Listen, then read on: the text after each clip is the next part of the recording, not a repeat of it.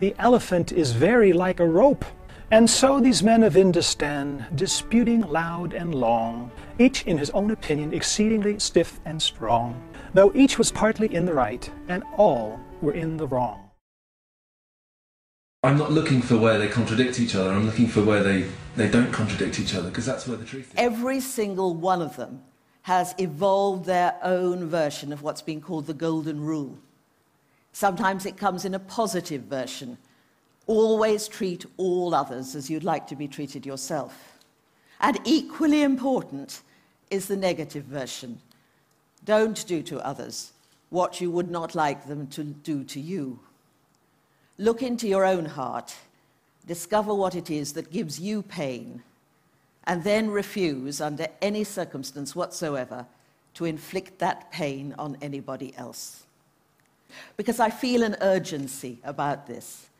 If we don't manage to implement the golden rule globally, so that we treat all peoples, wherever and whoever they may be, as though they were as important as ourselves, I doubt that we'll have a viable world to hand on to the next generation. The task of our time, one of the great tasks of our time, is to build a global society, as I said, where people can live together in peace. And the religions that should be making a major contribution are instead seen as part of the problem.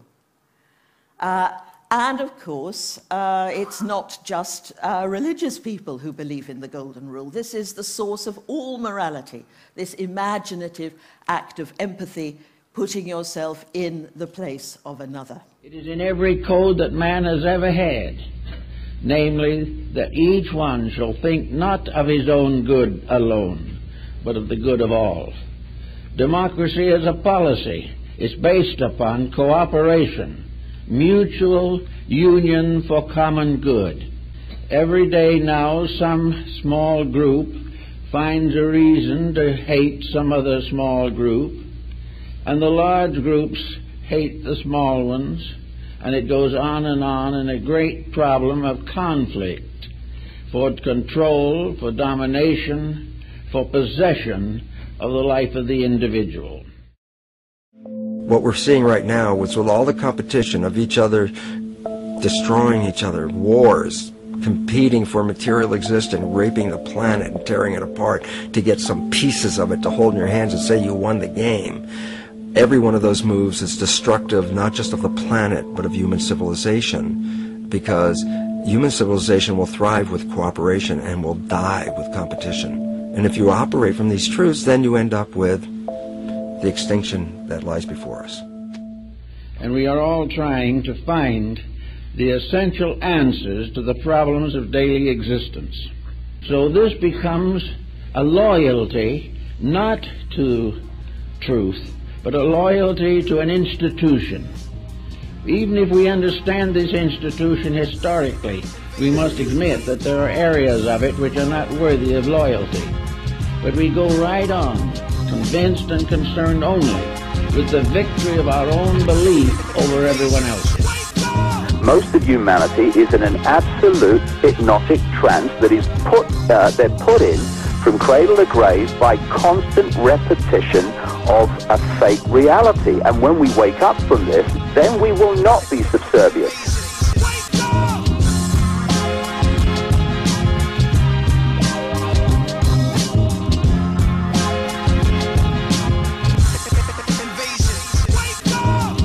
But by various contrivances, we have so integrated or organized our faiths that they live in constant antagonism with each other.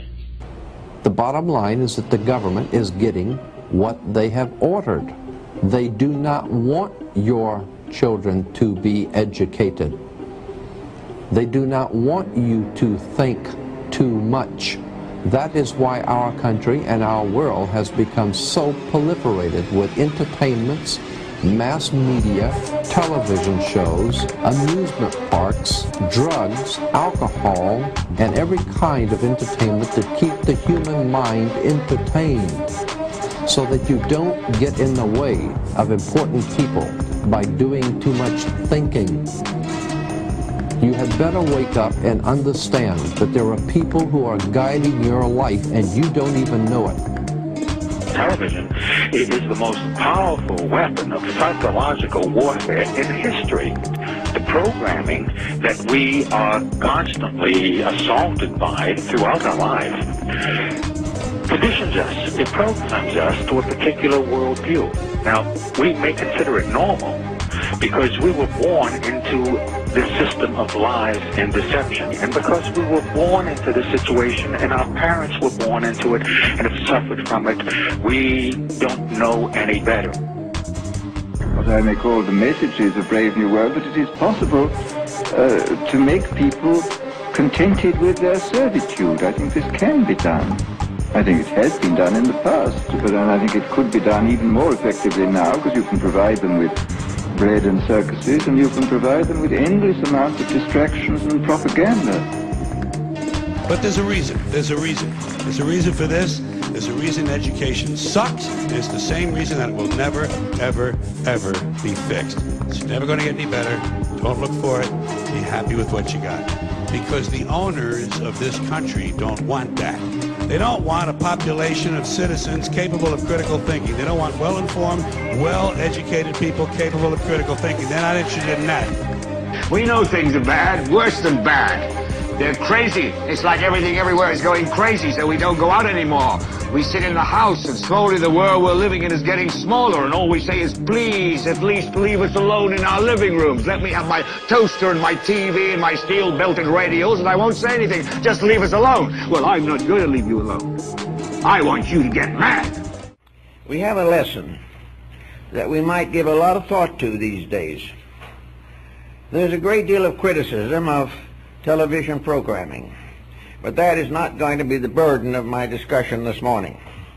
I have something else that seems to me to be infinitely more important, and that is that man is no longer simply a biped without feathers, as Diogenes likened him. Man is a thinking creature. He should not be brought up by a trainer like a dog. He should not be taught only to obey. He should not be fed because he obeys. He should not have a life of luxury, perhaps, because he happens to obey a rich person. The actual problem is that the human being has a mind that was given to him to think with. It was an active organ, an organ to do something. It was not simply a receptive faculty to listen, to hear, and to see.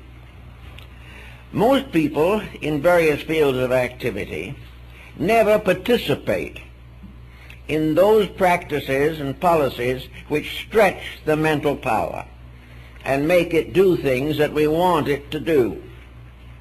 In the modern world, we train the mind by education to give us a profession, or a trade, or a craft, or membership in a union, or whatever it may be. We listen to the instruction, we get the job, we stay with the job, and in all this procedure we have done very little thinking. Imagination, which underpins all of this, is the most distinctive feature of human intelligence. It's what sets us apart from everything else on the planet. Very few other things set us apart from all the other things on the planet. But this ability is distinctive, and look at the extraordinary achievements that human culture has brought about. And it shows itself very early on. You know, I mean, if you take a small child into a garden and point at the moon, the child will look at the moon. Take your dog into the garden and point at the moon, and the dog will look at your finger. And one of the striking things that you said is that it's only children nowadays who ask the big questions because they don't know enough not to. What I was trying to get across was the notion that the school systems, it seems to me, have a